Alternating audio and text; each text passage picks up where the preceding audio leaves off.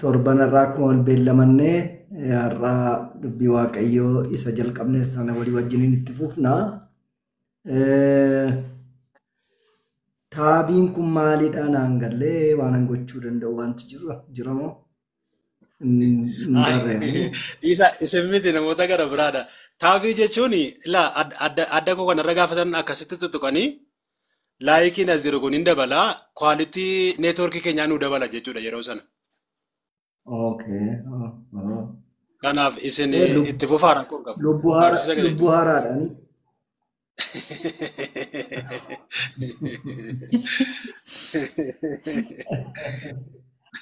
Yaa sagantaarran ture waldaa biyya Siwiidinii jirtu wajjinii yeroo dheeraa qabaanne yeroo gaarii qabaanne kanaaf sagantaa lammaffaadha galgala kana. Isa torbanii har'aa jalqabne bara dhumaa isa jedhu Maarqos boqonnaa 13 irraa kaane namicha tokko nama dhagaa dinqifatu ijaarsa dinqifatuu fi Yesuus walitti ba'anii ijji namichaa dhagaarra jira Yesuus garuu ijji isaa iddoo biraa jira. Ijji isaa ijaarsarra jira ijji Kiristoos garuu iddoo biraarra jira jennee ilaalleetii ergasii booda bartoota 12 keessaa immoo bartoonni 4 qobaatti baasanii Yesuusin gaafatanii kanaaf ibsa bal'aa ibsa baay'ee gadi fagoo ta'e akka isaan argatan ibsi isaanii sun immoo isaan bira darbee iyyuu nuuf barumsa akka inni ta'u walii wajjiniin ilaalle. Keessumaa qabxii tokkoffaa irratti dhimma xiyyeeffannaa dhabee isa jedhu waa'ee dhuma biyya lafaa. Qabxii lammaffaan mallattoo bara dhumaa isa jedhu waraana laalchisee addunyaa irratti maal akka ta'aa jiru gama naamusa gadhiisuudhaan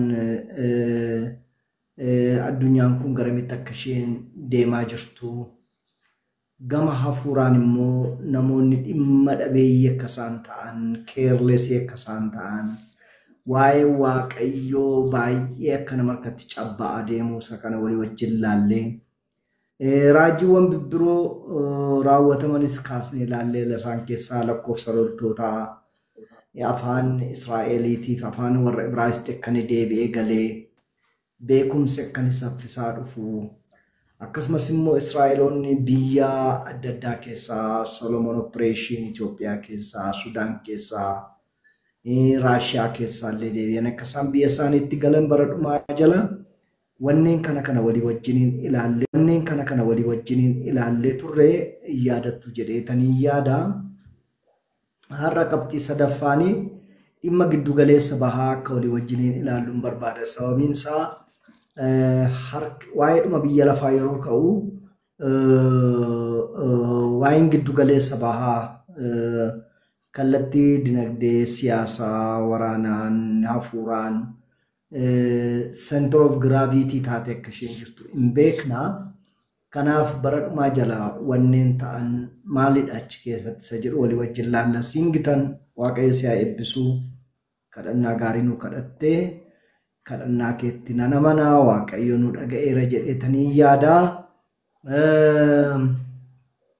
Mee waa'ee giddu galeessa bahaa yeroo kaafnu 3:1 yaadannoon koo hariirootii fi tumsa biyyootaa akka ilaalluun barbaada. Keessumaa immoo Raajii Hisqeel boqonnaa 38 irratti bara dhumaa ilaalchisee lakkoofsa 1-9 irratti wanti dubbatame akkas jedha. Dubbiin waaqayyoo gara koo dhufee yaa mucaa namaa fuula kee gara Goog isa biyya Maagoog hangafa ta'etti garagalchiitii raajii irratti dubbadhu. Waaqayyo gooftaan yaa Goog siif loltoota kee hundumaa fardeen kee abboota fardeenii warra mi'a waraanaa guutummaatti hidhatan warra gaachana guddaatii fi gaachana xinnaa qaban warra billaa qabatan hundumaas gad nan baasaa. Goomarii fi loltuun isaa hundumtinuu Beet-Togoraamaan gara bitaatii fi gara fagoodhaa loltuu isaa wajjiniin sabni baay'eenis si wajjiniin jiru. Ati ofii keetii qophaa'ii warra si biratti walitti qabaman hundumaa wajjiniinis qophaa'aa. Ati immoo eegduu isaanii ta'ii atiyaa bara baay'ee booddeetti loloo bara baay'ee gara booddeetti lafaaf hin waamamtaa waggaa baay'ee booddees biyya isa dhiyoo lolirraa cite isa sabni isaa saba baay'ee keessaa tulloota Israa'el irratti walitti qabaman isa diigamee ture isaan hundumaa isaan amma nagaadhaan keessa jiraatan sanarratti hin kaataa jedhee amma kutaa amma 9tti deema. Asirratti boqonnaan 38 waa'ee Goog dubbata waa'ee dhuma biyya lafaa wajjin wal qabsiise. Googii fi biyyi Goog jedhamuu fi biyyi Maagoog jedhamu kun eessadha? Isqeel boqonnaa 38 irratti jennee yoo laalle har'aan Federeeshinii Raashiyaa kan turanii har'a garuu addaan citanii biyyoota mataa isaanii danda'an biyyoota musliimotaati. Maqaan isaanii keessumaa taan jedhamee kan xumuramu Kazaakistaan, Uzbekistaan, Kirgistaan, Taajikistaan, Turkmenistaan kan jedhaman warra Googinaa Maagoog jedhanii Googiif Maagoog jedhamanii bara durii keessa beekaman biyyoota kanadha biyyoota musliimaa jechuudha. Goomer jedhamee iddoo kanatti kan beekame immoo amma Iraan jedhamtee kan beekamtu Isqeel keessatti Goomer jedhamteetti beekamti gaa Goomer wajjin walii galu. That means biyyooti musliimotaa Federeeshinii Raashiyaa warri turan kuni gara eenyurra goru jechuudha gara Goomer irra goru. Goomer jechuun Iraan ammaa kanaa jechuudha. Mootummaan Iraan immoo yeroo ammaa kana mootummaa Israa'eliitii fi akka ni diina ta'e yeroo hundumaan argitu. Ndaa'u maal jedha Israa'elaan Hizbollaan Beirut keessa qubatee kan jiru Israa'el የምትባል የውሸት ሀገር ከካርታ ላይ መጥፋት አለባት ነው። biyyi Israa'el jedhamtu kaartaarra jirtu kun baduu qabdi kan jedhu dhaadannoo kana fudhateeti har'a lola guddaarra jira Hizbollaan Gaazaa keessatti immoo Hamaas kun kana jira. Faarfannaa 83 irratti akkas jedha isaan deebi'anii saba akka hin taanetti kottaa lafarraa isaanii naxoofnaa maqaan Israa'el deebi'ee hin waamamin jedhu jedha. Faarsaa Daawit 83 irratti kanumatu immoo amma ta'aatii jira. Iraan kan isheen dubbataatii jirtu Huutiin warri Sooriyaa keessaatii adda waraana bananii jiranii Hizbollaan Hamaasii Israa'el kan jedhamtu biyyi sobaa kaartaarraa baduu qabdii jedha. Kana duwwaa miti biyya keenya keessatti illee dhageessanii taatanii namoonni amantii musliimaa keessaa barsiisota ta'anii baduu qabdii Israa'el biyya sobaati malee seenaayyuu hin qabdu jedhanii yeroo isaan difratiidhaan dubbatan argitu. Kanaaf badaa dinqifachuun nama barbaachisu bara dhumaa jala isaan deebi'anii saba akka hin taanetti kottaa lafarraa isaanii naxoofnaa maqaan Israa'el deebi'ee hin yaadatamin jedhee faarsaa 83 irratti dubbata. Bara dhumaa jala mallattoo ta'an keessaatiin inni gara biraanii ajjechaa tamsaasa kallattiidhaan biyyi lafaa laalu tamsaasa kallattii jechuudha. Laayivii wanna darbaa jiru addunyaa kanarratti wanna Israa'el keessatti ta'u namoonni biyya lafaarra ta'anii arguu akka isaan danda'an isa kana mul'ata Yohaannis boqonnaa 11:9 irratti For 3.5 days men from every people, tribe, language and nation will gaze on their bodies and refuse them to burial jedha. ከወገኖችና ከነገዶች ከቋንቋዎችም ከአሕዛብ የሆኑ ሰዎች 3 ቀን ተኩል በድናቸውን ይመለከታሉ በድናቸው ወደ መቃብር ሊገባ አልፈቀዱምና አይደል ማንጅቹ ለኩኒ tamsaasa kallattiidhaan jechuudha. Yeroo balbala Yerusaalem irratti namoonni du'an reeffi namootaa kufee argamu ከወገኖች ከነገዶች ከቋንቋ ከአሕዛብ የሆኑ ሁሉ 3 ቀን ተኩል jechuun kallattiidhaan jechuudha. Laayivii jeddarba jechuudha. Waa'ee laayivii waan beekuun qabu Yohaannis mul'ata kana yeroo argu. Kanaaf wanta nuyi eegnu namootaa Yerusaalem keessatti wanna ta'uudha malee laayiviin akka teknooloojiin kun har'a addunyaarra qabatee jiru hunduma keenyaatiif haaraadha jedhee hin yaadu. Wanna kallattiidhaan darbuu jechuudha. Teknooloojiin kun amma gabaarra jira. Bara dhumaa keessa isa kana arginaa jechuudha. Live transmissionii kanaan. Inni gara biraanii guyyicha baruuf yaalii godhamudha. Inni kun maatimaatiksiidha waan ta'eetiif asirratti badaa dhiyeessuun nan barbaachisu. tilmaama yeroo bara akkasii keessa hin dhufa gooftaan jedhanii namoonni tilmaama adda addaa kaa'an jiru. Bara kallattii bara juubiliidhaa warra dubbatan jiru. Wanneen adda addaa kaalkuleetii gochuudhaan namoonni dhufaatii gooftaa yeroo isaa yaalan jiru. Garuu inni kun badaa macaafa qulqulluudhaan hin deeggaramus waan ta'eetiif badaa asirratti yeroo dabarsuun barbaachisaa natti hin fakkaatu. Mallattoowwan gara biraan bara keenya keessaa jara keenyaa sodaatamuu hin qabne bara dhumaa jala ka'aa jiru tokko immoo isinitti argisiisuun barbaada. Fakkeenyaaf sodaa lakkoofsaa 666 bara dhumaa jala wanna ta'a jedhamee namoonni sodaatan keessaa mul'ata Yohaannis boqonnaa 13 irratti waa'ee lakkoofsa 666 jira. Tarii hubannaan isin qabdaniif waan amma dubbadhu kun yoo wal qolachuu dide badaatti mataan boo'aafatiin sababiinsaa akkaataa nuti sammuu keenya keessatti barannee jirruu fi akkaataa nuti itti amma dhageenyu yoo wal fudhachuu dide hubannaa keenyadha malee dhugaa sanatu jijjiirama miti jechuudha. Sodaan 666 wangeela mul'ata Yohaannis boqonnaa 13 irratti jiru har'a addunyaa kanarratti namoonni hedduun kan sodaatanidha. Yeroo tokko Arbaa Minciin deemeen magaalli raafamaa jira. Namoonni walitti marsanii dhaabatanii haasa'u. Maaltu ta'ee jedhee gaafannaan 666 Arbaa Minciin galee naan jedhan. Maa jechuudha jennaan lakkoofsa kanatu Arbaa Minci galee kanaaf biyyi waan hunda sodaataa jira naan jedhan. Imagine magaalli tokko lakkoofsa 666 kana sodaatee yeroo raafamu jechuudha.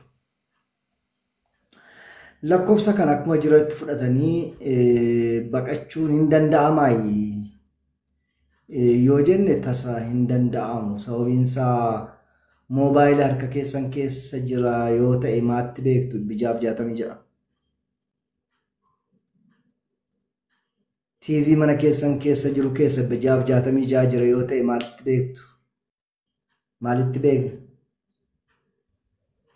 Kompiitara itti fayyadamnu keessa 666 jira yoo ta'e maalitti beekna? Yoo lakkoofsichatu baqatama ta'e.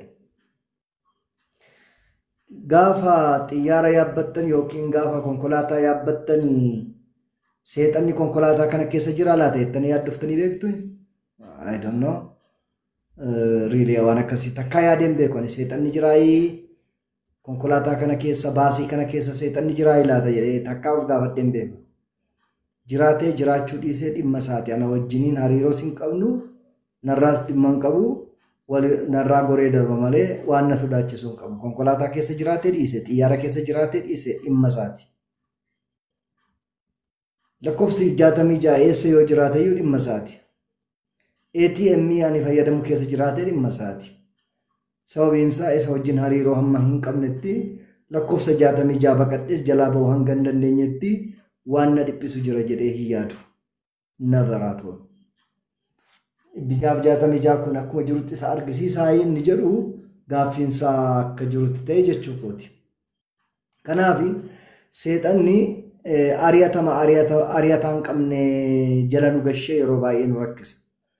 Hannu ari'atu hin jiru garuu ari'atama jala jirra. Lakkoofsa 666 kan jedhamu kan hin jirre. Akkuma Bermudaa Triyaangiliin jecha namootaa haasaa namootaa dhugaa lafarra hin jirre garuu namoonni piikcharii isaa kaanii xiyyaarri achiin darbuu hin danda'u. Dooniin achiin darbuu hin danda'u. Namoonni asiin deemuu hin danda'anii meeqatu badeedhanii addunyaa irratti Bermudaa Triyaangiliin akka inni jirutti godhanii kan kaan sammuun keenya Bermudaa Triyaangiliin jirti jennee yaadna. Garuu biyya akkas jedhamu lafarra nama fudhatee badu. Namni keessa jiraatu malee nama fudhatee badu hin jiru. Garuu sammuun keenya akka kanatti fudhatee jira. 666 Gooftaa Yesuus Kiristoos barsiisa isaa keessatti guyyaa tokko illee 666 irraa of eeggadhaa jedheen beeku. Never. Kan Yohaannis dubbatu garuu waa'ee simboolikiidha. Simboolikiin kun maaliin bakka bu'uu danda'a? Keessumaayyuu immoo dinqiidhaan gowwoomsa malee lakkoofsaan miti seexanni akka macaafa qulqulluu iddoo amma jiru kanaatti arginutti lakkoofsaan gowwoomsa jedha otoo hin ta'in dinqii hojjechuudhaan gowwoomsaa jedha. Bineensichi lakkoofsaan otoo hin taane dinqii hojjechuudhaan and deceives them that dwell in the earth by the means of those miracles jedha. Bineensi suni dinqiidhaan gowwoomsa jedha malee lakkoofsaan gowwoomsa jedha miti bara dhumaa jira. Kanaaf nuyi lakkoofsa baqannaa dinqii garuun sodaannu dinqii kana waaqayyotu hojjete moo dinqiin kun waaqayyotu hojjetaatii jira moo yookiin bineensicha hojjetaatii jira isa jedhu namni kamiyyuu hin shakku. Dinqii arginaan kanuma waaqayyooti by default. Kisaaraa guddaan bara keenya keessa jiru hanuma fe'iyyuu haa ta'u dinqiin hojjetame jennaa waaqayyo biraati jennee fudhanna. Badiin kan irra caalu hin jiru. Seexanni lakkoofsaan nama gowwoomsa hin jenne gooftaa Yesuus. Kutaan amma dubbisnu kunis immoo mul'anni Yohaannis dinqii hojjechuudhaan gowwoomsa jedha malee lakkoofsaan gowwoomsa hin jedhu seexanni. Bineensichi. Afaan Giriikiitiin Semeoon jedha. Hiiksaa immoo especially ceremonial or supernatural miracles jechuudha. Supernatural miracles.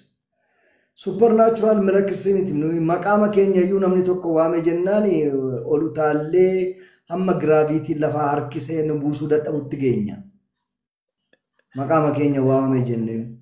Garuu macaafni qulqulluun maal jedha Semeeniin kuni supernatural miracle hojjechuu danda'a jedha baay'ee. So namoonni miracle warra hojjetan sodaachuurraa lakkoofsa 666 kanaatiif ariyataan qabnedha bijaaf 66 asaada jeelello siddet ነው han ariyatuun jiru garuu ariyatama yeroo tokko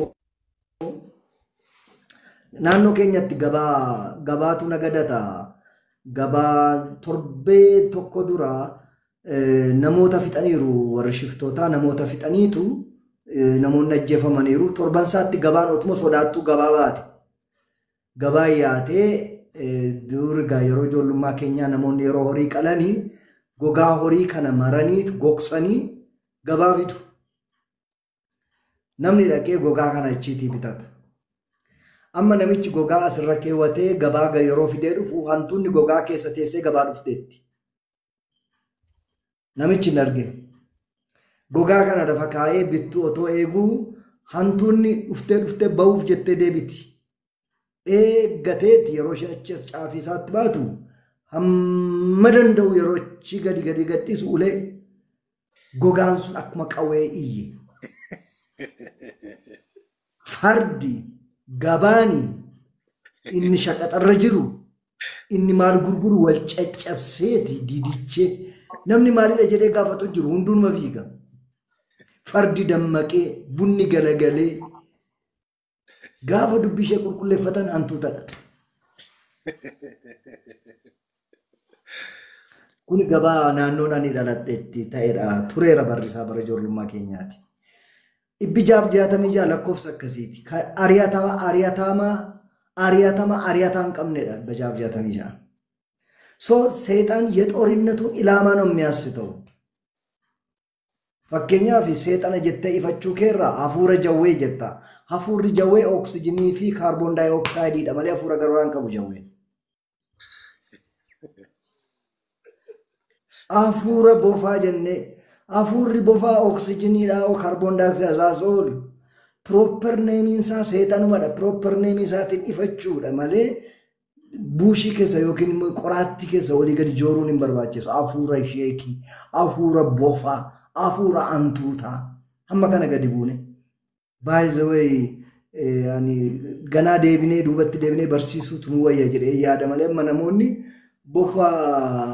bofuma antuta nyaattu daggala keessa korophisa nyaattuuni diina keenya jedhanii ulee fudhatanii yeroo ari'an naqaanessana wardan ማለት ነው wardan gadi buune bofa antuta nyaattu diina kooti jennee ariina mataasaatuum tasa jedhan ulee cabsannee duuka fiigna nuudha seenetti Kiristoos isanni fannoo irratti mataa jawweetu meedha malee isa nuti ulee cabsannee daggala keessa bofa ariinuu miti dubbichi. Biyya keenya keessatti bofti diina keenya jennaa Faariistii keessatti immoo bofti gootummaadha. kiristaanonni mataan isaanii iyyuu bofa akka mana isaanii keessa keewwatu akka nuti leenca mana keenya keessa keewwannu biyya Itoophiyaa keessatti jechuudha. Kanaaf Faaristii keessatti bofti gootatee Itoophiyaa keessatti immoo kan seexana ta'uu danda'uuf hin jiru. Macaafa qulqulluu tokkumadha. Konseptii keenyatu garuu maayindi seetiin keenya garuu bofaatiin diina godhee lafa kaa'e. Xeenaa xibbaqaan maalidha? Mallattoon isaa bofa mitiidha. Xeenaa xibbaqaan maaliif akkas godhanii marzii bofaarraatiidha qorichi kan hojjetamu. Asiitiin bofti diina keenya jenneetu ariina ulee cabsanne asiin immoo marfee isaa waraannanna. Badaa waan baay'ee wal nu jalaa rukute natti fakkaatan. Waan baay'ee wal nu jalaa rukute. So kanaatiif lakkoofsaan dogoggorsa miti. Dinqii hojjechuudhaan dogoggorsa. So kiristaanonni bara kana of eeggannaa gochuun kan barbaachisu dinqiin hundumtuu waaqayyo biraati isa jedhu kana dirooppii gochuun hin barbaachisa. Yoo kana ta'uudha baate salphaatti bishaan guddaa miti lolaatu nu fudhatee bada. Bishaan guddaallee otoo ta'e maqaa qaba. Lolaa mandara keessaatu nu fudhatee bada. Gara biraanii waa'ee 666 kun miseensummaadhaan malee gowwoomsuudhaan miti. Miseensa isaatiif kan kennamaa jedhamu wanti kun. Kanaaf miseensummaa isaatiif warra ta'aniitiif kenna malee seexanni bineensichi kan namoota calluma jedhanii amantoota ta'anii gaadeetu kiisii isaanii keessa kaa'a miti. Gaadeetu mana isaanii keessa kaa'a miti. Kanaaf 666 bara dhumaa jala jedhamu kun ተቀባይነት የሌለው መጽሐፍ ቅዱስ አስተምሮ ነው ብዬ ነው የማስበው። እንፍረዱ ታሪ ዮስንት ጭማቴ ወጅን ቱራ አኒ ገሩ ኤርጋ አደደባኔ ቡቡሌር ቢጃብጃተሚጃ ነላለቱ እንትኒ ሲንጀሩ ዋንታኒ ክርስቲያኖንስ ከነት ደጎጎሩ ቀቡ ጀዴ ያዱ ፊን ቀቡ ኦፌገናን በርባችስ ማሊ ዳሬ ለኮፍ ሰሚት ኤርገታዬ ኢየሱስ Marcos boqonnaa 13 irratti wanna afururraa of eeggadhaa jedhe. Wanna afururraa of eeggadhaa jedhe Yesuus.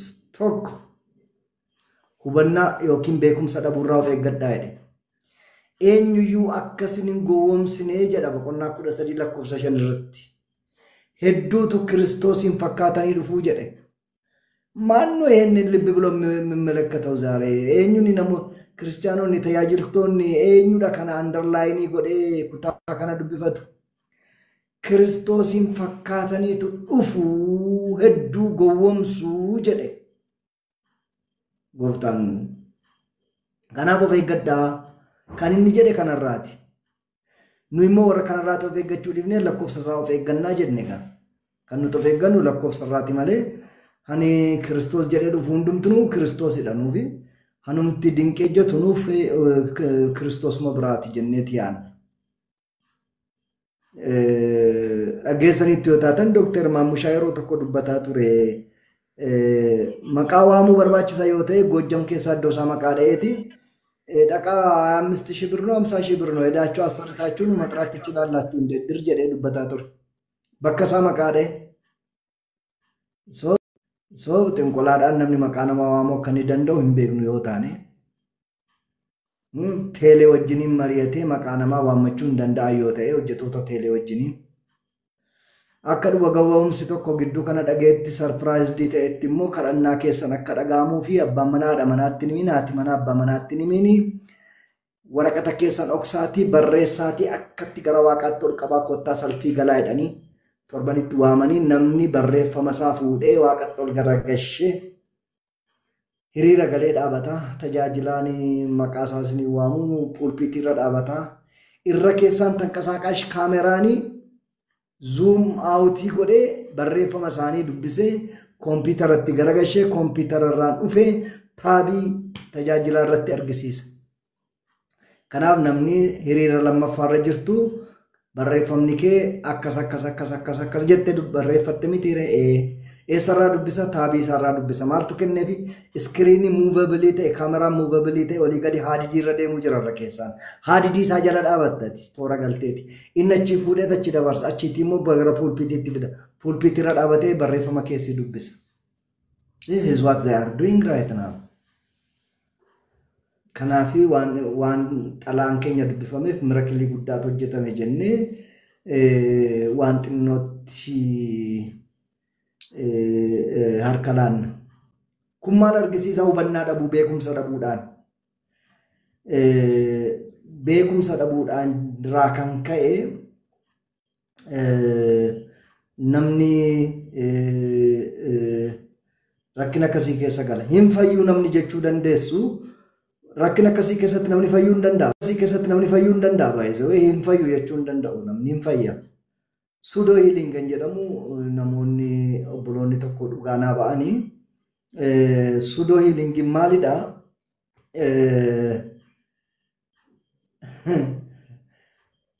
Akkattan mee isiniin ibsa. Nama tokkotu anuma waan na mudatedha.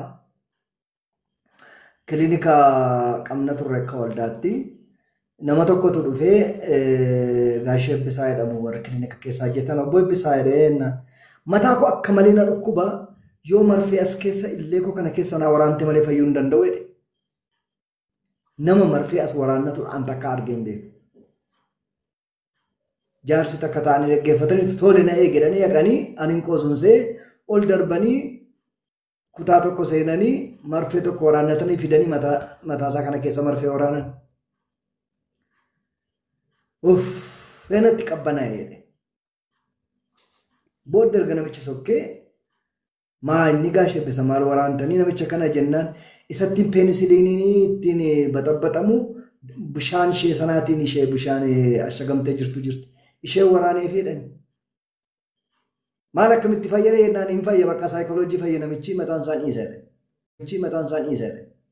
Pseudo healing jedhama. Intanaa keessatti immoo dhageessaniitu seenaan kun baay'ee populaariidha. Namicha duutitti faradame tokko rasaasaan yookiin immoo elektirikiidhaan hin ajjeesina anufuma koon ajjeesaa jedhee namichi tokko dhaqee jedhan. Attamitti ajjeesta jennaan naadhii isaanuma ajjeesaa jedheeni. Maal godhe namichi mana hidhaa keessatti dhaqee duuti sitti faradameera natu si ajjeesaadhaani. Borus dhaqee duuti sitti faradameera natu si ajjeesaadhaani. Iftaanis dhaqee duuti sitti faradameera natu si ajjeesaadhaan. Guyyaa dhumaarratti dhaqee harragaa kanatti duutuu natu si ajjeesaa jedhee harka isaa hidhanii miila isaa hidhanii marfee fuudhee waraane. Hindooye namichi. Garuu marfee maal waraane namichi bishaan waraane. Bishaan waraane bishaan hindooye namichi. Yeroo tokko pseudo healing pseudo deezii waan akkasii jira. Kun immoo nama gowwoomsuu sin qabu sin jechuu barbaade. Waan akkasii hojjetamuu hin danda'a everywhere saayinsii keessattis karaa adda addaas hojjetamuu danda'a. Garuu Waaqayyo hin hojjetu jechuu miti hin hojjeta wal makee jira waan ta'eef beekumsa barbaachisa hubannaa barbaachisa bishira dubbii Waaqayyo barbaachisa. Bara dhumaa jira lakkoofsa tokko kanarraati of eeggadhaa jedhe Yesuus. Kanaatiif beekumsi immoo reality objective reality fi subjective reality illee dhugaa hubachuu irratti sammuun keenya kuni consciousiin keenya subconsciousiin keenya conscious mindiin keenya isaan kun walii galanii hubannaa isaan ijaarratan tokko asirratti baay'ee nama gargaara dubbii Waaqayyootiin jechuu kooti. Macaafni qulqulluu sabni koo badeera kan jedhe Waaqayyo sabni koo beekumsa dhabuurraan badeera jedhe malee gara biraadhaan badeera hin jedhe. Hizbe እውቀት ከማጣቱ የተነሳ ጠፍቷል ነው የምለው። እውቀት አይፈልግም ይሄ ጄኔሬሽን። ትምህርት አይፈልግም ይሄ ጄኔሬሽን። ዳሎኒ ኩን ዱቢ Waaqayዮ በሩምሳ Waaqayዮን በርባዱ። ሰገሌ Waaqayዮ በረቹን በርባዱ። ስለዚህ የሚጠፋው ሰው እውቀትን ከማጣት ነው የሚጠፋው። ካናዳ እኔ ለማፋን ከነን ራው ፈገዳ ጀደ ኦብሰ ዳቡራው ፈገዳ ጀደ አሪያ ተመቱ ጅራ ለኮፍሰ ሰገሌ ረቲ ማርቆስ በቆና ኩደሰዲ አሪያ ተምን ጅራ ረክነቱ ጅራ አች ከሰት ኦብሰ በርባችሳ ኦብስሞ ኢሞሽና ማይን እንትኒ ጋፈታ ጭምና ቢሽላከ ያጋፈታ ሚሮፊ ኮንትሮል ሊጎቹ ጋፈታ isa kana bira ga'uudhaaf at least emotional intelligence keenya si miira keenya controlii goone hammanuu danda'ametti qabanne otuma gadduu dandeenyu naman gaddine fakkaanne otuma keessi keenya boo akka naman boonyetti cimsinee qabannee miira namoota warra kaan immoo understandii goonee dhaabachuutu yeroo barbaachisutti namoonni baay'een obsa dhabuurraatii kan ka'e yeroo akkasii kana keessa Kiristoosiin dhiisanii akka isaan deebi'an jira waan ta'eef isa kanarraatii of eeggadhaa jedhee Yesuus kanadha kan inni of eeggadhaa jedhe. Hubannaa dhabuu, obsa dhabuu, obsa dhabuu. Inni gara biraanii rakkoo ogummaa dhabuuti. Lakkoofsa 23 irratti raajota sobduu maqaa Yesuusiin dinqii hojjetan maqaa kootiin dinqii hojjetu jedhe Yesuus. Maqaa saayintistootaatiin miti yookiin immoo maqaa beektota yookiin lallabootaatiin miti maqaadhuma kootiin dinqii hojjetu jedhe Yesuus. Adaraa Waaqayyo Waaqa jiraataa. Raajiin dinqii hojjetu hundinuu kan Waaqayyooti jettanii fudhattu yoo taatanii kutaa kana keessa deebi'aa dubbisadhaa. Maqaa kootiin dinqii hojjetu jedhe Yesuus. Maqaa Yesuusiin kan dinqii hojjetu hundinuu Yesuus biraadha isa jedhu just dhaabannee itti yaaduun hin barbaachisa. Keessumaa immoo ija jaboota ani dubbadheera yeroo baay'een dubbadha. Raajonni kana gochuutti baay'ee ija jabootadha. Ija jaboota isaan. Akkamitti ija jaboota yoo jettan ragaa isiniin kenna. Yeroo Yesuus Kiristoos deebi'ee dhufu namoonni falmii kaasan keessaa raajota sobduudha. Yesuus wajjin dhaabatanii falmu maal jedhanii? Maqaa keetiin nuti dinqiin hojjenne, maqaa keetiin dhukkubsataan fayyisne, maqaa keetiin seexana hin baasne. Yes, gootaniitti ani lakka yooma ani guyyaa yeroo tokko hin argine hin jenne Yesuus. Yaa gootaniitti. Garuu ani isin hin beeku. Ani isin hin beeku. Ani isaan hin beekneedha Yesuus. Recognized dingooneni. So hamma maqaa Yesuus maqaa hamma kanatti dhaabatanii warra falmanidha. At the end of the day. Namoonni Kiristoosiin dhufaatii isaa irratti dhaabatanii yeroo fudhatanii Kiristoositti falmanii har'a dhaabannee wajjin falminee jara kana deebisnachuun hin danda'amu. Isaaniif Waaqayyo firdii isaa walitti dhiisanii hanuufitti jiraachuudha. Wangeela dhugaa jiraachuu lallabuu kadhachuutu barbaachisaadha malee jara kana wajjin haasofne deebisnaan wanna kanarraa dhaabsifnaan hin danda'amu. Cakkaanyoች ናቸው. Cakkaanyoች ናቸው. Kan Kiristoos irratti garaa jabaatan sitti garaa jabaachuu hin dadhabani. Ana irratti garaa jabaachuu hin dadhabani. ለህዝቡ የማይራሩ ጨካኞች ነው ነው ኢሳን ከነራው ፈገዳይ ኢየሱስ ማልቱ ጃጃተም ጃት ስራራሴ ወረከነ ወጅራው ፍኔገቱ ለኮፍ ሰዲስተ ነመራው ፍኔገቱ አነመ ቆም ሳጅራ ኢሳን ከነ መቃኮቲን ፉጀለ ኢየሱስ ለኮፍ ሰዲ ደሚ ሰዲራ ዱብ ፈዳ መቃኮቲን ፉጀለ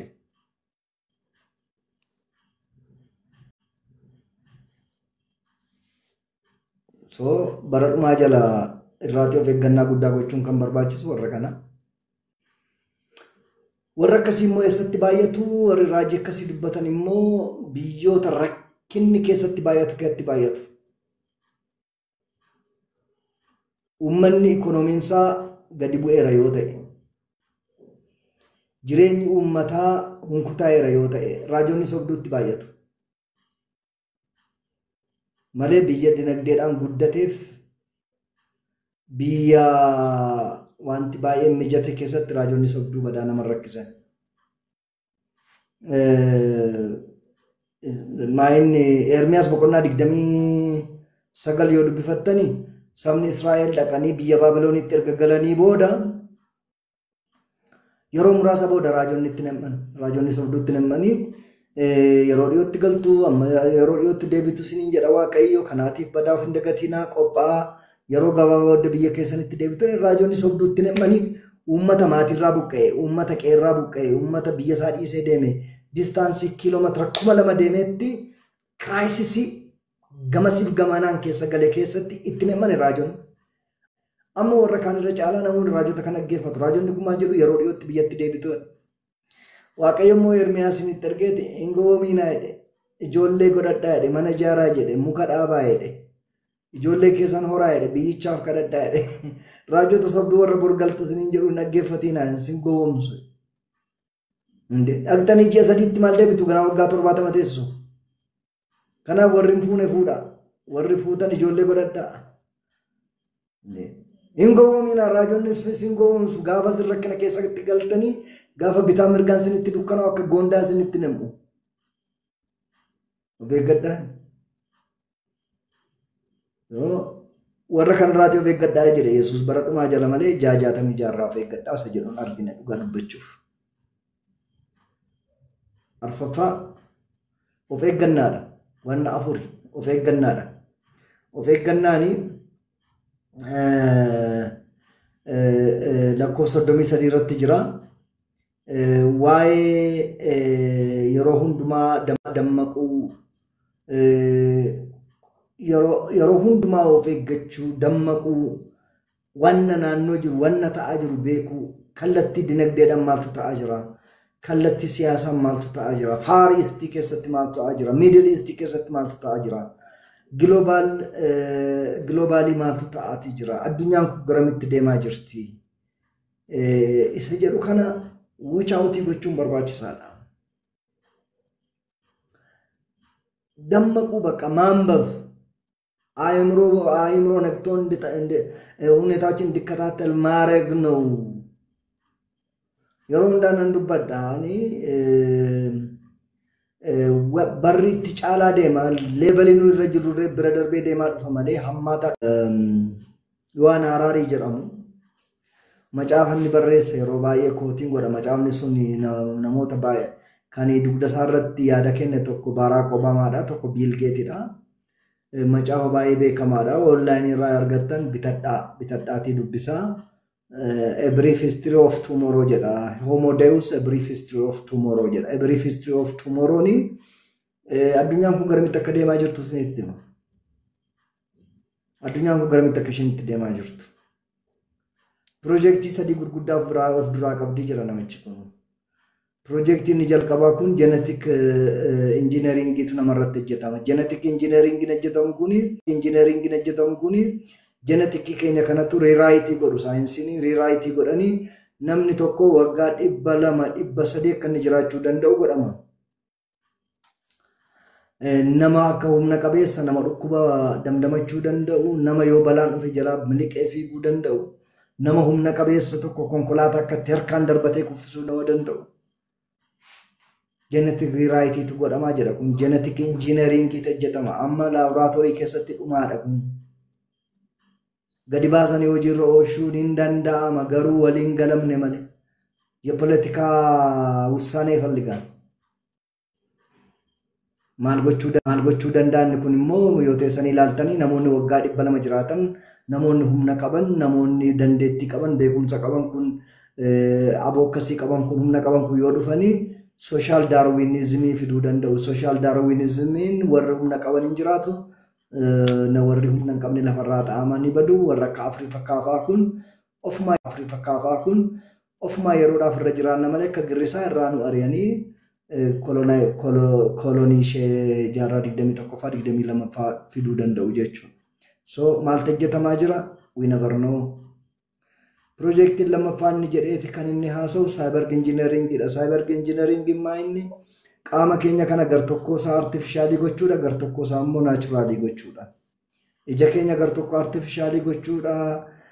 Onneen keenya kuni si'a takkaatti dhiiga baay'ee gadhiisee akka inni qaama keenya keessatti metabolismiin ol ka'uu danda'u humna akka argachuu dandeenyu oksijiniin gubatee enerjii guddaa argachuu akka dandeenyu miilli keenya kun fiigee kan hin dadhabne sammuun keenya kun waarii godhanii kallattii maraatiin namummaa keenya kana qaama keenya kana keessa immoo nono robot kan jedhamu dhiiga keenya keessa gadhiisanii robotii xixinnoo maayikirooskooppii kan ta'an dhiiga keenya keessatti fiiganii vaayirasii adda addaa maal adda addaa kana fuudhanii kan keessaa balleessan dhukkuba mataa bu'oo kan jedhamu quba kan hin qabnetti isaan hojii isaanii kan hojjetan yoo humnaa ol isaan mudate immoo dooktarii keetti riippoortii kan godhan ati dhimma hin qabdu ati waan hojjettu hin qabdu isaan hojjeta si kiyaa.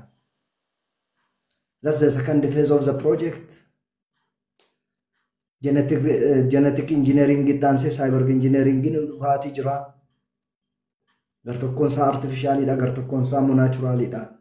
Inni sadaffaanii organic engineering dha inni immoo guutummaa guututti namni kuni history nama lafarraa badee namni kun gara artifishaalitti geeddarame akka UFO fa'aa qilleensa irra balali'ee baduu kan danda'u deemuu kan danda'u pilaanetoota gara biraarree kolonaayiizii gochuu kan danda'u gara sanatti deemnaan. So beekumsi hin baay'ata addunyaan kun gara inni deemaa jirtu ተስፋ ሰጪ አይደለም ሁኔታዎች እየተበላሹ ነው የሚሄዱ ያሉት ኑቲሞ ኮን ከነቲ ደመቃዳ የሮ በሪኩን አከስታቲ ደሙ ተዘናክተን ኦፍ ገኔ ወሩ መረፍኔ ገነማ ካኑ ጉያ ወለ ገሉ as if everything is normal yoojirrate rakkisa of eeggadhaa jedhe Yesuus dammaqaa jedhe so ክርስቲያኖኒ ደመቁን of eegganna gochuuni is not a matter of choice but it's a matter of survival. Canada baraduma keessa wanti jiru calculation bira darbeera yoo ga'e gaarii natti fakkaata fedhasaa waaqayyo sadhageenya nuuf eebbisu akkuma sirasiniin jedhe yoo siniin galle ta'e kolcha gaafa hubannaan keenya bira ga'u nu galaa deema baay'eensa kanaatichi mataa sin bo'aa fatiinaa siniin jechuu kooti ulfaadhaa.